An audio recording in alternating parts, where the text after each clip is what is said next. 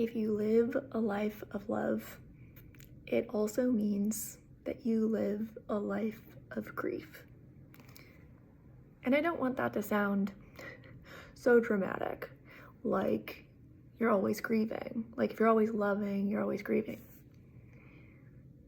But if you are someone who lives with an open heart and you have determined that you want to live with an open heart, because I do believe that at a certain point in life, for some people earlier, for some people later, that if you want to live life with an open heart, you have to choose that, because there are things that happen in life where you either consciously or unconsciously close your heart.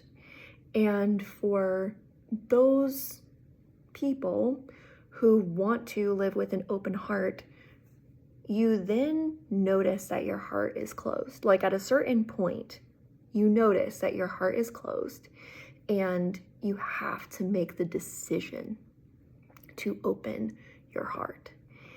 And that is scary and courageous and painful, because you know that in opening your heart that you will not only live a life of love, but you will live a life of grief. And it is something that you have to consider. And this is my thought process, because and it's not just one time. Like I've had many times in my life where I have made the decision, I am going to continue to live life with an open heart, because I would rather be open-hearted. I would rather continue to express my love and let love in. Let people love me. Continue to deepen my relationships and connection. I would rather do that than continue to keep my heart closed. And in a conversation that I had with myself recently about this, one of the pieces of evidence in my life that I used to be like, no, I definitely want to still live with an open heart, is from my dad passing away. And the grief and pain that I felt when my dad died still feel, to a lesser degree now, thankfully, but the pain and grief and suffering of my dad passing away was immense. However, when I look back on my relationship with my dad, I don't wish that I had loved him less so that I would have suffered less. I wish that I would have loved him more. And I loved my dad a lot. And we actually, thank goodness, had a great relationship. I know that not everyone has that with their dad. And I'm so grateful for that. And if anything, I wish that we would have been able to love more and deeper and get even closer than we were. Like I love how everything worked out, not complaining. If I had to change anything, I would do that.